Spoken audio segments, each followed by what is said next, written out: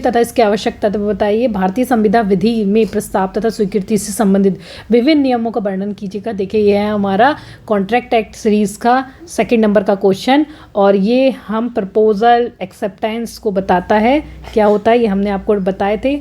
तो भाई एक सामान्य संविदा के निर्माण के लिए सर्वप्रथम आवश्यक है कि मान्य प्रस्ताव और उसकी स्वीकृति संविदा के आधार हो। भैया देखिएगा एक कॉन्ट्रैक्ट करने के लिए आप एक प्रपोजल रख रहे हैं तो कैसा होना चाहिए, तो भाई कह रहा है लॉफुल होना चाहिए वो, और कह रहा है कि साधारण भाषा में प्रस्ताव किसी व्यक्ति की उस अंतिम इच्छा की घोषणा को कहते हैं। मतलब प्रपोजल एक ऐसा आपका एक तरह की घोषणा है जिसके द्वारा वे किसी काम को करने या ना करने के लिए या कार्य को लोप की स्वीकृति को प्राप्त करना चाहता है, तो ये सब क्या कहलाता है, आपका कॉन्ट्रैक्ट बन जाता है। और प्रस्ताव की हम अगर परिभाषा देखें तो क्या होती है, 2A में डिफाइंड है, पहले भी हमने पढ़ रखा है।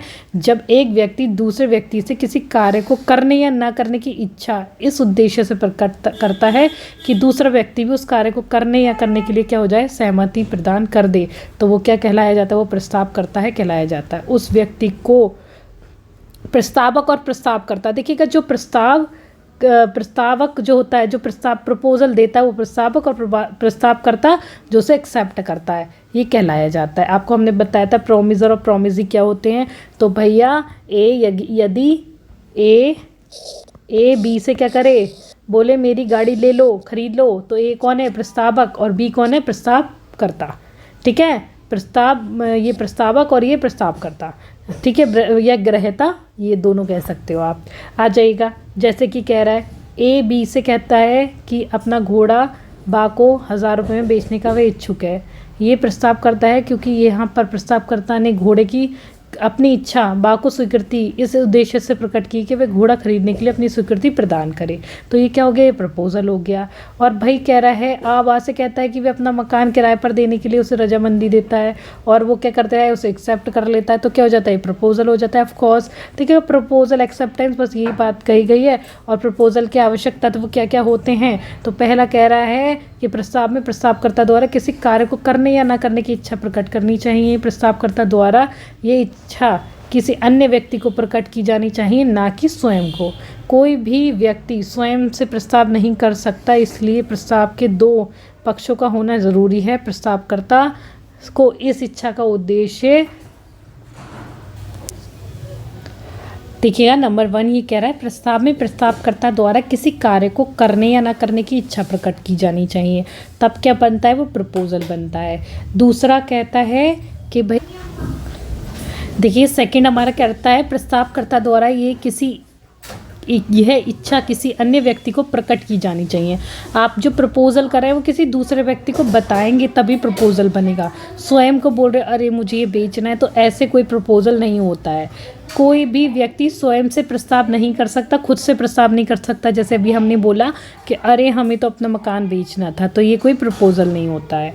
ठीक है, प्रस्ताव के लिए 2 पक्षों का होना ज़रूरी है, सेकेंड थिंग इज़। और थर्ड कह रहा है प्रस्ताव की इस इच्छा का उद्देश्य दूसरे पक्ष कि उस कार्य या कार्यलोप के लिए सहमति प्राप्त करना होना चाहिए, अतः कोई भी आकस्मिक पूछताछ प्रस्ताव का स्वरूप नहीं ले सकती। देखिएगा इस प्रस्ताव में प्रस्तावकर्ता ये प्रतिज्ञा करता है कि कुछ करेगा या करने से अलग रहेगा, बशर्ते है कि उस पक्ष को प्रस्ताव को स्वीकार कर ले। अतः प्रस्ताव एक शाश्वत प्रतिज्ञा है। जो व्यक्ति प्रस्ताव करता है वह उस प्रतिज्ञा करेगा कि यदि उसका प्रस्ताव स्वीकार कर लिया जाए तो वह प्रतिज्ञा पूरी करेगा। देखिएगा ये बेसिकली ये कह रहा है कि भैया एक तो आपको दूसरे को कहना पड़ेगा, और दूसरी बात ये कह रहा है कि जो आप प्रस्ताव कर रहे हैं वो शाश्वत प्रतिज्ञा करेगा। कंडीशनल प्रॉमिस भी अगर आप रख रहे हैं तो वो प्रॉमिस कहलाए जाएंगे। ठीक है, आ जाइए, कह रहा है प्रस्ताव संबंधी वैधानिक नियम क्या होंगे। आप किसी को प्रपोजल दे रहे हैं तो उसके कुछ रूल्स होंगे, और वो रूल्स क्या होंगे, तो कह रहा है न्यायालय द्वारा निर्णित वादों के आधार पर एक मान्य प्रस्ताव के निर्माण के संबंध में निम्नलिखित वैधानिक पालन किया जाना चाहिए। कौन कौन से, देखिएगा प्रस्ताव वैधानिक मतलब लीगली संबंध उत्पन्न करने के इरादे से किया गया होना चाहिए। भाई अगर आप किसी को आप एग्रीमेंट कर रहे हैं, आप तो कैसे होना चाहिए, प्रपोज कर रहे हैं तो वो लीगली होना चाहिए, ऐसे नहीं होना चाहिए, इलीगल नहीं होना चाहिए। दूसरा कह रहा है कलई हल्दर वर्सेस शेख के केस में कहा गया है कि देखिएगा मित्र बा को भोजन का निमंत्रण दिया, किंतु बा भोजन पर हाजिर नहीं हो सका। फलस्वरूप भोजन के नुकसान के लिए आने बा पर क्या करा, ताबा लाया। निर्णय हुआ कि चूंकि इस प्रस्ताव के स्वरूप में ये प्रकट होता है कि पक्षों का उद्देश्य कानूनी दायित्व उत्पन्न न करके मात्र सामाजिक दायित्व उत्पन्न करना था, फलस्वरूप पक्षों में मान्यता प्रस्ताव के अभाव में मान्य संविदा का जन्म नहीं हो सका। अतः आ का बाद खारिज कर दिया गया कलई हल्दर वर्सेस शेख के केस में।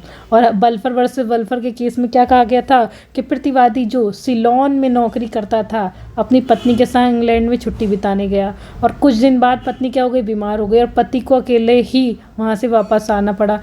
जाते समय पति ने वादा किया कि जब वह इंग्लैंड में अकेली रहेगी तो उसे 30 पाउंड प्रति माह वो भरण पोषण के लिए देता रहेगा। और कुछ समय बाद क्या करा, उसने भरण पोषण भी देना बंद कर दिया। तो पत्नी ने उसके खिलाफ केस करवाया। अब भैया क्या होता है वहाँ पर, वो कहते हैं भरण पोषण वसूल करने का दायर किया, लेकिन निर्णय हुआ कि करार का उद्देश्य पक्षों में कोई कानूनी संबंध उत्पन्न नहीं कर रहा था, ठीक है, लीगली नहीं था ये। तो ये प्रस्ताव क्या हुआ, एक सामाजिक संबंध उत्पन्न करता है, लीगल नहीं करता। इसमें कानूनी परिणाम निकला क्या, अतः ये बात खारिज कर दिया गया। और किसी के इरादे का कथन मात्र पर्याप्त आपका नहीं होता। अगर कोई इरादा बताता है केवल कहेगा अरे मैं चाहता हूँ मेरा घर बिक जाए, तो इस तरह का कोई प्रपोजल नहीं होगा। जैसे कि इसका उदाहरण हम देख लेते हैं। आवाज़ से कहता है कि यदि मुझे एक भेड़ के लिए 500 पाउंड मिल जाए तो मैं उससे बेच दूंगा। ये केवल एक कथन मात्र है। उसने ऐसी कोई बात नहीं कही जिससे करार एग्रीमेंट का वो रूप ले ले।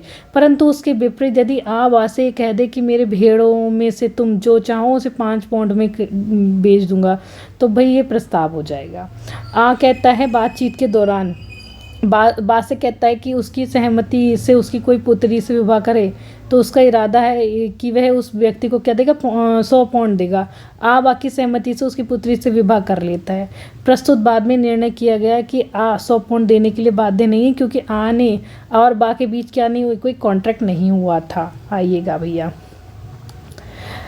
का कथन कोई प्रस्ताव नहीं था बल्कि केवल एक इच्छा थी। तो ऐसे इच्छा की हुई बातें क्या नहीं हो सकती, कॉन्ट्रैक्ट नहीं बन सकते, प्रपोजल नहीं होते। प्रस्ताव की सूचना प्रतिग्रहीता कौन होता है, जो एक्सेप्ट करता है, प्रपोजल को एक्सेप्ट करता है, को मिल जानी चाहिए। भाई कह रहे प्रपोजल कब पूरा होगा, ये इसका सेक्शन नंबर 4 कह रहा है, 4 बताता है कॉन्ट्रैक्ट एक्ट का कि प्रपोजल कब पूरा होगा। कह रहे हैं जब उसके नॉलेज में आ जाता है, जो ग्रहण करने वाला है, जो चाहता है प्रपोजी, वो उसको ग्रहण करने वाला जो होता है उसके नॉलेज में आना चाहिए, तभी हो जाता है पूरा। जैसे कि पढ़ लीजिएगा, विज्ञापन द्वारा प्रस्ताव करता है कि कोई उसे खोए हुए कुत्ते को ढूंढकर वापस लाए। लालमन शुक्ला का केस है, ये समझ लीजिए, उसमें बेटी थी उसकी, लाए तो उसे 501 रुपये का इनाम देगा।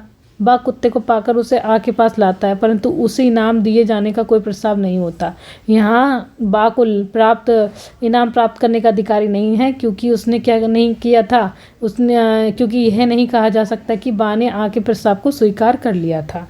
लालमन शुक्ला वही वो लड़के को ढूंढ कर लाने के लिए कहता है उसके भतीजे को, और क्या कहते हैं, और जब वो उसे ढूंढ करके ले आता है तो वो कहता है हमने तो आपसे कोई प्रस्ताव रखा ही नहीं था और ना आपने उसकी सहमति दी थी। तो ये क्या हो जाता है यहाँ पर, तो उस बच्चे को उसको 500 रुपये नहीं मिलते हैं यहाँ पर भी। और प्रस्ताव के लिए निमंत्रण ही एक जैसी वस्तु नहीं है। जैसे कि भैया इसमें क्या है, ये कह रहा है प्रस्ताव और प्रस्ताव के लिए निमंत्रण में अंतर होता है। प्रस्ताव के लिए निमंत्रण की दशा में निमंत्रण भेजने वाले व्यक्ति की ओर से ये बात कोई इरादा नहीं होता कि जिस प्रस्ताव के लिए निमंत्रण भेजा है उसकी सहमति प्राप्त की जाए। इसका उद्देश्य केवल इस बात की सूचना मात्र होता है कि यदि कोई व्यक्ति उसकी सूचना के अनुसार व्यवहार करना चाहे तो वे उस व्यवहार करने के लिए तैयार है। अतः प्रस्ताव के लिए निमंत्रण प्रस्ताव नहीं होते प्रस्ताव स्वीकृति के द्वारा वे प्रतिज्ञा का रूप नहीं ले सकते। भाई कह रहे हैं आप केवल प्रस्ताव ऐसे ही बोल रहे हो, प्रस्ताव और प्रस्ताव के लिए निमंत्रण कर रहे हो, ठीक है। तो ये एक जैसी वस्तु नहीं है, आप ऑफर दे रहे हैं, ठीक है। एक होता है आपको उसको निमंत्रण देना, एक होता है प्रस्ताव रखना, दोनों अलग होते हैं। अच्छा देखिएगा, एक शॉपिंग मॉल है, उसमें एक बोर्ड लगा है सेल का, तो वो क्या होता है, प्रस्ताव का निमंत्रण होता है ना। और एक प्रस्ताव होता है कि हम आपसे कह रहे हैं कि आप हमारी ये चीज़ खरीद लीजिएगा, तो दोनों में डिफरेंट होता है। अब देखिएगा हार्वे वर्सेस फेंसी का इसमें केस है कि प्रतिवादी को भेजे गए तार में लिखा था कि क्या आप अपना बम्पर हॉल पेन, ठीक है, ज़मीन का नाम बेचेंगे, ठीक है। तो नाम कम से कम नगद मूल्य बताइए। प्रतिवादी ने तार द्वारा उत्तर दिया बम्पर हॉल पेन कम से कम एक नगद मूल्य उसका 900 पाउंड है। इस पर वादी ने दोबारा सूचना दी कि उन्हें बम्पर हॉल पेन 900 पाउंड मूल्य पर खरीदना स्वीकार है। प्रतिवादी ने उस मूल्य का बम्पर पेन बेचने से इनकार कर दिया। निर्णय हुआ प्रतिवादी ने केवल शून्य न्यूनतम नगद मूल्य संबंधी दूसरे प्रश्न का ही उत्तर दिया था, परंतु प्रश्न का नहीं, जिससे प्रतिवादी के द्वारा बम्पर हॉल पेन बेचने का आरंभ आभास नहीं होता। अतः प्रतिवादी ने कोई प्रस्ताव नहीं किया। वादी का अंतरिम तार जमीन खरीदने का प्रस्ताव था, जिसकी स्वीकृति प्रतिवादी ने कभी नहीं दी। फलस्वरूप प्रस्तावों में कभी संविदा का निर्णय नहीं हुआ। देखिएगा भैया, ये केसेस तो उसमें बहुत सारे रहेंगे और हम पढ़ लेते हैं। ये प्रस्ताव निश्चित होना चाहिए, ठीक है, अनिश्चित नहीं होना चाहिए। जैसे कि बोलो मैं अब 29 में बताता है कि आ से 100 टन तेल बेचने का करार करता है। ये करार शून्य होगा क्योंकि ये स्पष्ट नहीं है कि तेल कौन सा, गोले का के नारियल का, ठीक, गोले का कि मिट्टी का। आ से घोड़ा 100 या 1000 रुपये में बेचने का मूल्य करता है। जैसे आप कह देते ना मैं 1500 रुपये में से निकाल दूंगा अगर मुझे कोई इतने रुपये दे, तो भैया 1500 नहीं, एक निश्चित राशि नहीं थी, इसलिए क्या हुआ करार, निश्चित करार नहीं है। और प्रस्ताव निवेदन के रूप में होना चाहिए, आदेश के रूप में नहीं, ठीक है भाई। कह रहे हैं आप प्रस्ताव जो करेंगे वो निवेदन के रूप में करेंगे, आदेश के रूप में नहीं करेंगे। मेरा ये ले लो, ऐसे कोई कह सकता है? नहीं है, कि अगर चाहो तो ले लो। और भैया प्रस्ताव स्पष्ट और उपलक्षित होना चाहिए। प्रस्ताव कैसा होना चाहिए? बिल्कुल एकदम स्पष्ट होना चाहिए। जैसे देखिएगा, आ अपनी घड़ी बा को 100 रुपये में बेचने का मुख्य लिखित या मौखिक प्रस्ताव करता है। प्रस्ताव स्पष्ट है, किंतु उसके विपरीत यदि जब प्रस्ताव मौखिक या लिखित दोनों शब्दों द्वारा ना किया जाए, केवल आचरण द्वारा विभक्त किया जाए, तो विवक्षित या गार्भित प्रस्ताव कहलाता है। जैसे आप अपनी टैक्सी लेकर टैक्सी स्टैंड पर खड़ा था, उसके इस आचरण से उसकी एक इच्छा प्रकट होती है कि यात्री के से किराया लेकर के वे अपनी गाड़ी को उसकी सवारी ढोने का प्रस्ताव करता है। अच्छा, प्रस्ताव विशेष या सामान्य हो सकता है। विशेष और सामान्य से क्या तात्पर्य है? देखिएगा, एक इसका उदाहरण समझिएगा। इसमें विज्ञापन एक प्रस्तावक होता है जिससे स्वीकृतिकर्ता शर्तों द्वारा पूरी की जाती है, परंतु उसकी स्वीकृति की सूचना प्रस्तावकर्ता को देना जरूरी नहीं है। प्रस्ताव की शर्तों का पालन करना ही पर्याप्त स्वीकृति मानी जाती है, ठीक है। कार्लिक वर्सेस कार्लिक इसका केस है हमारा। और कार्लिक वर्सेस कार्लिक के केस में क्या कहा गया था कि कंपनी ने समाचार पत्र में विज्ञापन दिया कि यदि किसी व्यक्ति को कंपनी द्वारा निर्मित स्मोक बॉल नामक दवाई का नियमानुसार सेवन करने पर इन्फ्लुएंजा का हो जाता है तो वे व्यक्ति को 100 पाउंड का इनाम देंगे। इस विषय में कंपनी ने अपनी सच्चाई को जताते हुए 100 पाउंड की राशि अलायंस बैंक में जमा कर दी। विज्ञापन को पढ़कर श्रीमती कार्लिन स्मॉल बॉल की नियमानुसार सेवन किया, किंतु फिर भी उससे इन्फ्लुएंजा हो गया। इस पर उसने कंपनी के विरुद्ध इनाम प्राप्त करने के लिए योजित किया। कंपनी ने बचाव में तर्क दिया कि कार्लिन ने प्रस्ताव की स्वीकृति की सूचना कंपनी को नहीं दी थी, इसलिए कंपनी उसे बाध्य नहीं है। क्लियर है भैया? प्रस्ताव की सूचना भी देनी पड़ेगी आपको, हाँ या ना में आंसर करना पड़ेगा। लॉर्ड बेबेल ने निर्णय दिया कि सार्वजनिक विज्ञान द्वारा किया गया प्रस्ताव संसार के प्रत्येक ऐसे व्यक्ति को किया जाना माना जाता है जो प्रस्ताव में दी गई शर्तों का पूरा करता है। अतः विज्ञान के द्वारा किए गए प्रस्ताव की शर्तों का पालन करना ही प्रस्ताव की स्वीकृति है, और इस स्वीकृति की अलग से विविधता सूचना देना आवश्यक नहीं है। अतः श्रीमती कार्लिक को 100 पाउंड प्राप्त किए जाने की अधिकारी है। प्रस्ताव सकारात्मक और नकारात्मक दोनों हो सकते हैं। कैसे हो सकते हैं भैया? जब प्रस्ताव किसी कार्य को करने के बारे में होते हैं तो प्रस्ताव सकारात्मक कहलाते हैं, और जब ना करने के बारे में होते हैं तो नकारात्मक कहलाते हैं। जैसे आप अपनी पत्नी से प्रस्ताव करता है कि यदि वे उसके खिलाफ भरण पोषण का दावा ना करे तो उसे 500 पाउंड रुपये मासिक भत्ता देगा। ये एक नकारात्मक प्रस्ताव है, ठीक है, क्योंकि यह पत्नी को दावा दायर करने से रोकता है। प्रस्ताव सशर्त या शर्तहीन होने चाहिए। देखिएगा, पढ़िएगा। आप से कहता है कि यदि वे टेनिस क्लब का सदस्य बन जाए तो उसको अपना रैकेट बेच दे। यह एक सशर्त प्रस्ताव है। शर्त का अगर टेनिस बन जाएगा तो वो अपना बेच देगा, तो द्वारा स्वीकार नहीं किया जा सकता, तब वह टेनिस क्लब का सदस्य नहीं बन जाता। भैया प्रस्ताव स्वीकृत होने से पूर्व कभी भी खंडित किया जा सकता है। स्वीकार होने से पहले कभी भी खंडित किया जा सकता है। हमने पढ़ाया था आपको, बा को ये मकान 500 रुपये में बेचने का प्रस्ताव करता है और प्रस्ताव में 15 दिन स्वीकार करने का समय था, 15 दिन के बाद समाप्त हो जाएगा प्रस्ताव। तो आ ने प्रस्ताव खंडित कर दिया। बा द्वारा लाने का निर्णय हुआ कि आ प्रस्ताव को खंडित करने का अधिकारी है क्योंकि वह प्रतिफल द्वारा समर्थी नहीं था। प्रस्ताव में वर्णित सभी शर्तों की सूचना दी जानी चाहिए। भाई प्रस्ताव अगर आप ऑफर रख रहे हैं तो अपनी सूचना दीजिएगा। और भैया स्वीकृति क्या होती है, स्वीकृति भी यहाँ जान लीजिएगा। एक्सेप्टेंस, अभी तक आपने ऑफर पढ़ा, अब एक्सेप्टेंस पढ़ लीजिएगा। एक्सेप्टेंस संविदा निर्माण के लिए प्रस्ताव के पश्चात दूसरे आवश्यक तत्व क्या होता है, स्वीकृति होती है। मैंने बोला मेरी ये चीज़ इतने रुपये में ले लो, तो दूसरा जब तक हाँ या ना नहीं करेगा तब तक वो एक्सेप्टेंस नहीं होगी। देखिएगा, अर्थात जब तीली बारूद में नहीं लगाई जाती वह विस्फोट नहीं करती। इसी प्रकार जब कोई प्रस्ताव स्वीकृत नहीं होता तब तक प्रस्ताव प्रतिज्ञा में परिवर्तित नहीं होता और पक्षों में वैधानिक अधिकारों और दायित्वों का जन्म नहीं होता। साधारण शब्दों में स्वीकृति से तात्पर्य स्वीकृतिकर्ता तथा प्रस्ताव में बिना शर्त सहमति प्रदान करने से है। स्वीकृति की हम परिभाषा देख लेते हैं। 2B में डिफाइन की गई है, जब वह व्यक्ति जिसने प्रस्ताव किया है प्रस्ताव के प्रति अपनी सहमति दे दे तो कहा जाता है कि स्वीकृति उसने कर ली है। जब कोई प्रस्ताव स्वीकृत हो जाता है तो उसे प्रतिज्ञा में बदल जाता है और दोनों और पक्षों में वैधानिक अधिकारों के दायित्व निर्माण कर लेता है। स्वीकृति संबंधी नियम कौन कौन से हैं? स्वीकृति पूर्ण और शर्तहीन होनी चाहिए। ठीक है, धारा सेक्शन 7 बताती है। और कह रहा है कि इसका हम ये पढ़ लेते हैं, आ ने बा के मकान को खरीदने के का इस शर्त के साथ प्रस्ताव किया कि उसको मकान का कब्जा 25 जुलाई को से पूर्व ही मिल जाना चाहिए। आ ने प्रस्ताव स्वीकार करते हुए कहा कि 1 अगस्त को कब्जा देगा। निर्णय हुआ कि यह बा के प्रस्ताव के लिए वैध स्वीकृति नहीं है क्योंकि आ उप प्रस्तावक है। स्वीकृति प्रस्ताव की शर्तों के समान ही होनी चाहिए। यदि प्रस्ताव और स्वीकृति में किसी शर्त पर अंतर है तो ऐसी स्वीकृति अवैध होगी। स्वीकृति सामान्य और युक्तियुक्त ढंग से की जानी चाहिए। ठीक है, 7 क्या बता रहा है? 7 कह रहा है, सेक्शन नंबर 7 कह रहा है, यदि इस प्रस्ताव में स्वीकृति की सूचना का कोई तरीका निर्धारित नहीं किया जाता तो स्वीकृति किसी उचित प्रचलित ढंग से की जानी चाहिए। डाक इसके लिए एक उचित साधन है।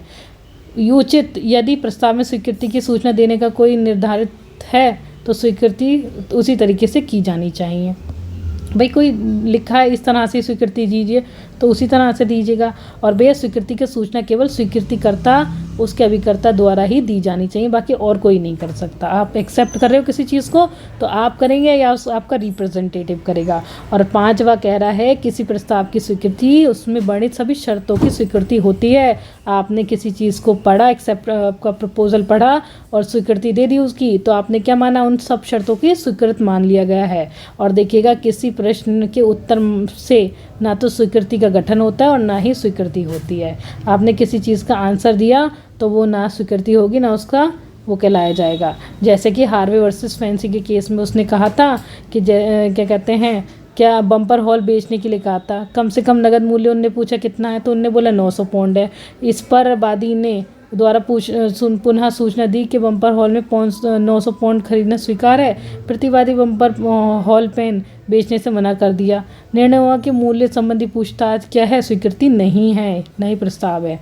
आइएगा, कह रहा है स्वीकृति स्पष्ट और उपलक्षित होनी चाहिए। भाई ऐसी होनी चाहिए, यानी हाँ खरीद भी सकता हूँ नहीं भी खरीद सकता हूँ, ऐसी कोई स्वीकृति नहीं होती है। और कह रहा है मानसिक स्वीकृति नहीं होती। मानसिक स्वीकृति नहीं होती मतलब देखिएगा, इसका केस पढ़ लेते हैं हम।